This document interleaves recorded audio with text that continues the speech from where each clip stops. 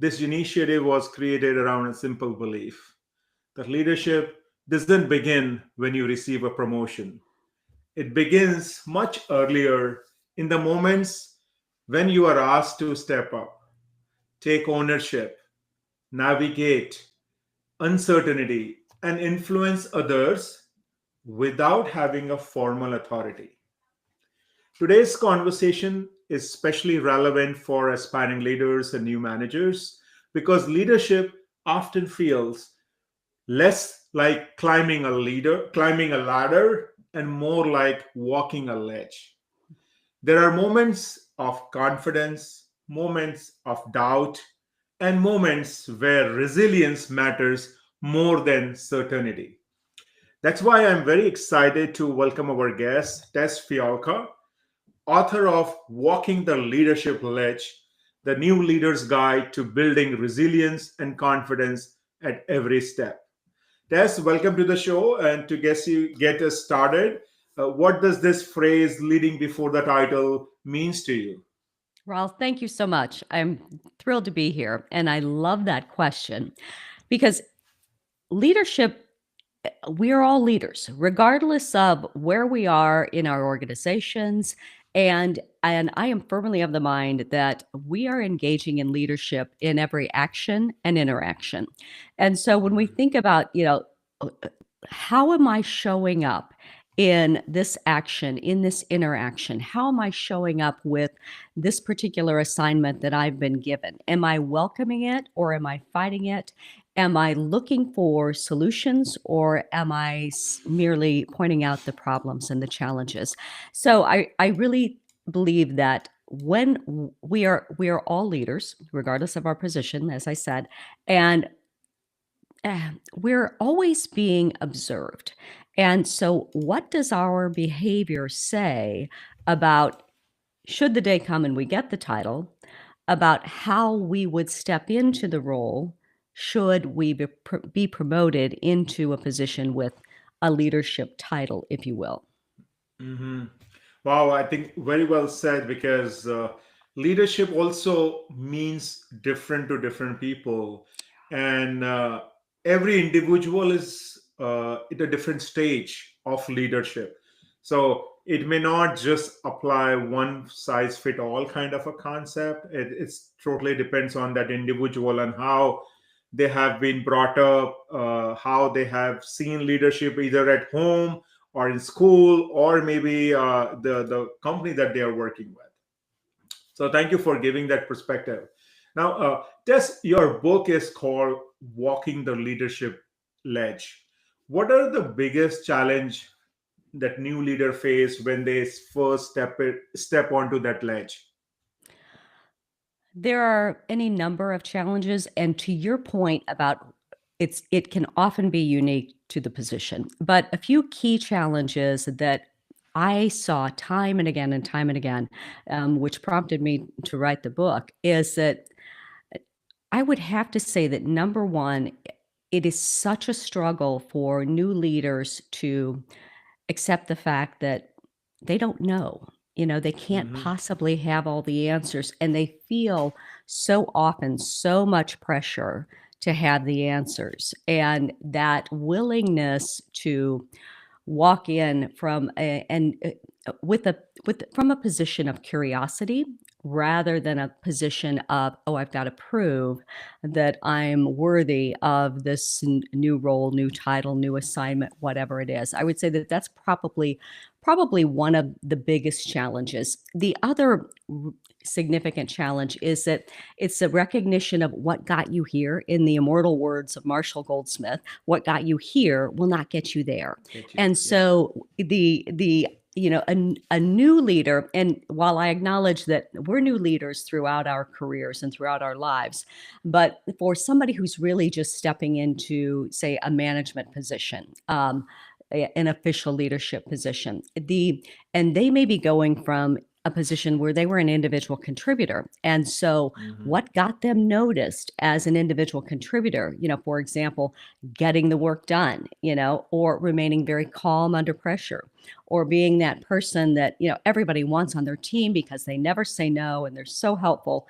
those things that they did really well as individual contributors can trip them up as Mhm. leaders, as managers, because that's what they knew. And so they lean into those too much and they're not thinking about, Mhm. wait a minute, there are all these other competencies that I need to develop that is going to make me more strategic or be able to have those difficult conversations, be able to develop my team members. These other competencies that as an individual contributor, they didn't need those. Hmm. Yeah.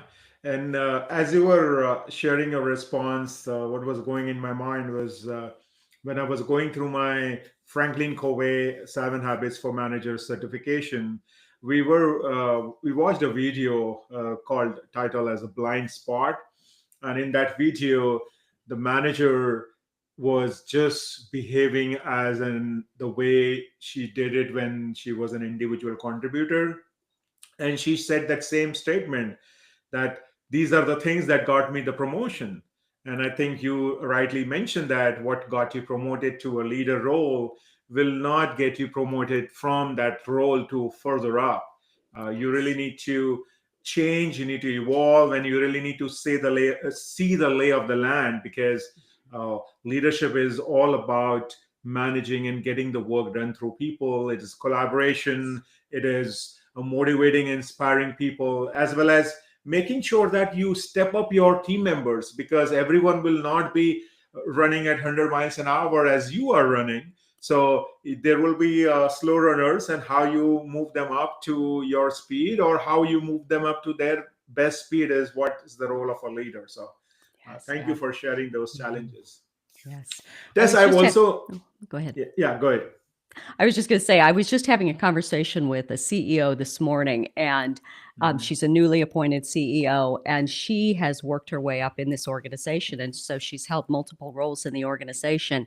And she's really struggling with that transition of doing the work versus being the visionary and helping Mhm. the rest of the organization see the vision of where she wants to take the organization. So, but Mm. mhm. Wow. Yeah. Interesting journey for her, and I'm sure Yes. she will Mhm. be. She's coached by you, so she would be in good shape. Of Because course. I do notice that the Type A personalities, they somehow they think that they know it all. They don't need help, and my always ask is that ask for help, not to look weak, but to become stronger.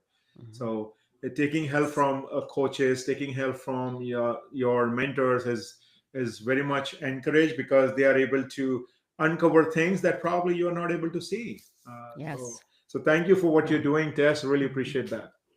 And the other, to build on your point there, the when you are an effective leader, you are surrounding yourself with effective people. And so that ability, especially in, where we are in the world today, we're facing so much complexity, and being able to Mhm. tap into the collective intelligence of the smart people who surround you, because why are you there? I mean, you're there in service to the mission of the organization, to what it is that the organization is there to achieve in servicing its customers and servicing its community. And Mhm. this wrapping your head around the fact that, yeah, it's not about me, and it's about what are we here together to achieve, and how can I leverage the smart people that are around me, because I have built a team of smart people around me. Mhm. Mhm. Absolutely. Now, on that note, I also have heard that many aspiring leaders, they have this notion that they need to build the confidence first, and then leadership follows. Now, in your experience, has it been the opposite, where the leadership experiences actually build confidence? What's your thoughts on those? So, from my perspective, it honestly, it all begins with courage, because the Mm, the leadership requires you to step into uncomfortable situations, uncomfortable decisions. You're as you mentioned earlier, you're working in a place often where there's ambiguity and uncertainty, and so there's the recognition that it's scary here, and courage isn't, as is often said, courage isn't about being afraid. It's Mm-hmm. being afraid and taking action anyway. And so it is in those tests and those multiple situations where you have to step up and you have to lean into the courage of making the decision when you don't have all the information or whatever that situation is. And in those reps, if you will, then you build the confidence, and also you Mm. build resilience, because in those reps you're going to make mistakes and things are going to go wrong, and you made a decision because you had to make a decision. And if you're fortunate, then you have the luxury again of being able to tap into the collective intelligence of the wise people who are surrounding you, so that you are not unilaterally making decisions that really need to be in which you need to be consulting with others and gathering more information. But it really is in having the courage to step into the difficult moments and navigate through those. Mm. Very rightly said that it's all about the courage. And sometimes, because we have not done it in the past, we are afraid of doing it again or doing it for the first time. But as Tess mentioned, that your confidence will build up as you are doing things, as you are taking consistent action. So thank you for sharing that. Now, based on your experience, what are some situations that actually test a new leader's resilience the most? And based on your book, if you can share a few things, how can they avoid losing confidence during those moments? I would going back to, this kind of all goes back to the challenges that they face, and they when they hesitate to have the difficult conversations, then and they're putting off the difficult conversations, and they're not addressing the issues that need to be addressed. The team member whose behavior is undermining what the department or the organization is doing, or is creating an environment in which it is others are experiencing that team member in a way that is inconsistent with the culture and the values of the department or the organization. But when they are not having the conversations, or they're not articulating clearly what good looks like, and so often what I will see is that say you have a manager, and the manager hires a new team member to fill a certain position, and they look at the resume, and they conduct the interview, and they're like, well, this person held this position before, the same title, so surely they're going to know what's expected of them in this new position.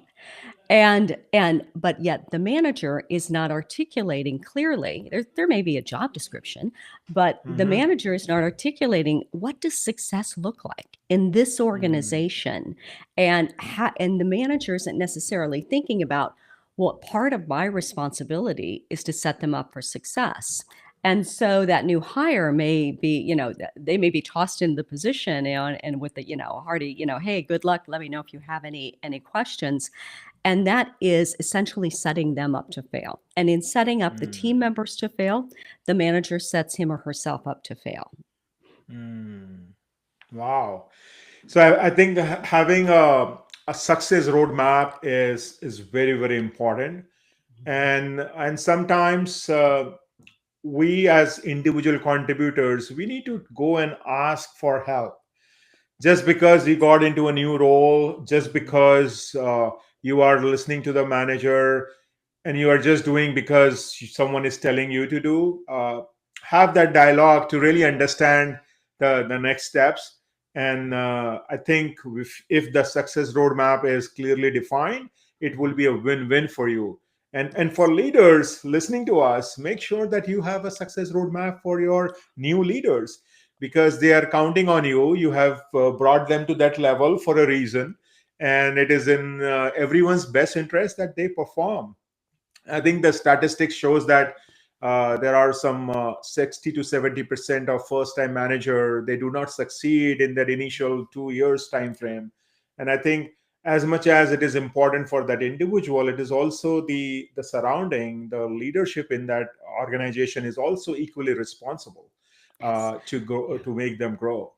Yeah. And the mindset of creating a culture of dialogue where you're Mhm. having ongoing conversations. We're not pushing things down the road. We're having ongoing conversations around what success looks like, what good like looks like, and what do you, team member, need from me as your manager, and what do I as your manager need from you that one of us may not be getting. And to your point, the 80% of strategy is executed at the front line, but yet these folks are often the least prepared to step into leadership, but yet they're often thrown into leadership. Hmm.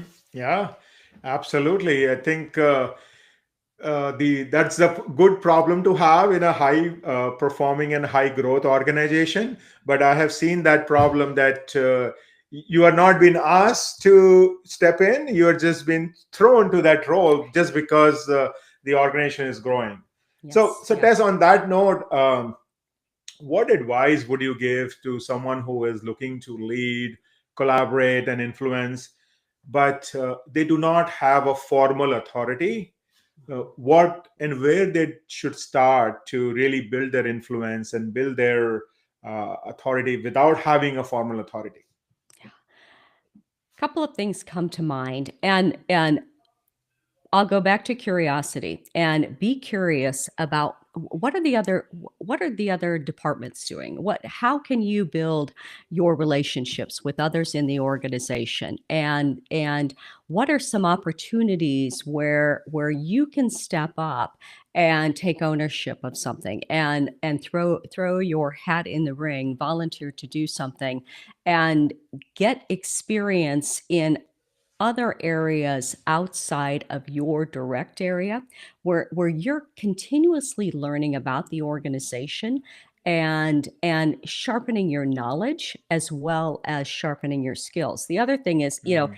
if you want to step into leadership at some point, management, whatever it is, what are some of the other competencies that you may not have quite developed? So to I like to describe people as gemstones, and so it's like Mhm. you've got facets of the gemstone that is you that you've polished and you've honed, and those are really really strong, and you have those. But as we talked about earlier, what are some of the other competencies of leadership that maybe you haven't had to develop, but you had the opportunity to learn more, and perhaps there's something with regard to maybe you're really good at relationships but you're not as strong with strategy.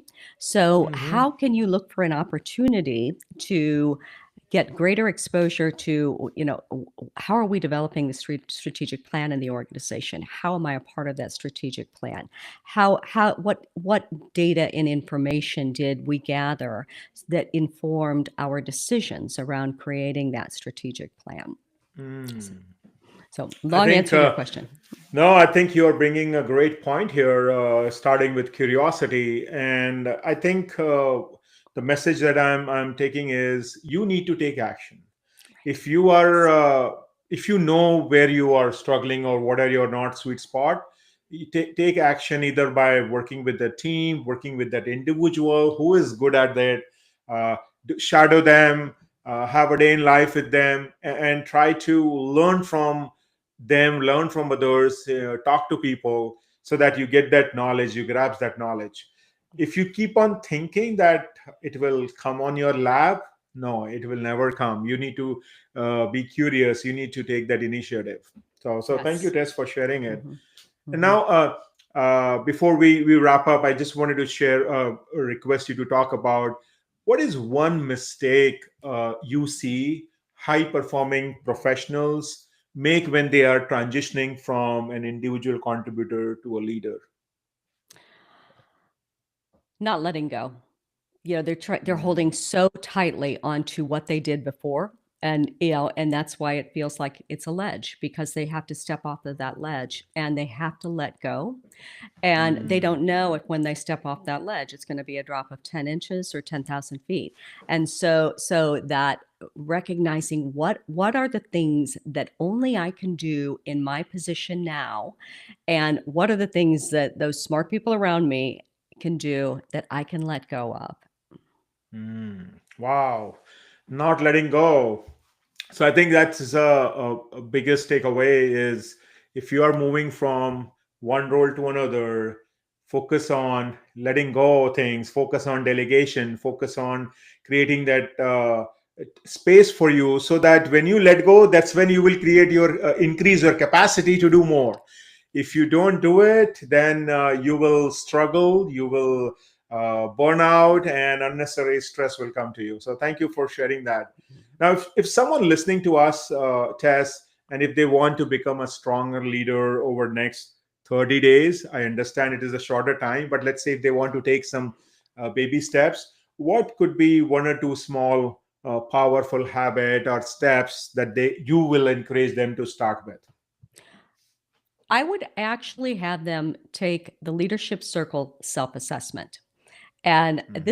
this is an excellent tool. I use it in my coaching practice all the time, and it gives them a sense of where they are on the leadership competencies, and it helps them to identify where might their blind spots be, and then what could be their pathway to address not all the blind spots, but one blind spot. Mm, wow. This understanding, first of all, knowing that the blind spot and then focusing on addressing that blind spot would be the first thing that Tess is recommending for leaders who really want to become strong leaders or who are the new leaders. Now, before we wind up, Tess, would you please enlighten us with some ideas around your book? Uh, who is this book for? Where people can find your book? And why someone should listen to that, or listen, or probably read the book? Give us a gist of your book, please. Yes. So the book is geared toward new leaders, and again, it addresses the issues that I have seen time and time again in working with new and emerging leaders. And each chapter, there are 10 chapters, and each chapter deals with a specific challenge, whether it's identifying the derailers, learning how to delegate, connecting with your team members, using curiosity and questions to develop yourself and those around you, having the difficult conversations, aligning your team. So each chapter deals with a different challenge that I've seen over the years, and it's available on Amazon, in Mhm. print, Kindle, and Audible as well. And Awesome. connect with me on LinkedIn, and or you can visit my website at www.anglecoaching.com. All right, so folks, this is Tess Fyalka for you. And if you are moving from an individual contributor to a leadership role, connect with her, get her book, and try to prepare yourself so that you do amazingly when you step into that role. Visit her website to understand the coaching program that she has, because instead of someone asking you to coach or to get a coach, be proactive and have a coach as you are starting your journey, because I think it will allow you to step further into the game. Thank you again, Tess, for sharing your thoughts. And folks, please share your comments. What has been your biggest takeaway? And thank you for listening to Leadership Before the Title. I'm your host, Rahul Karan Sharma. Thank you. Till next time, enjoy and keep brushing your concepts, keep brushing your basic inputs that Tess has given to you today. Thank you, and have a great day. Thank you.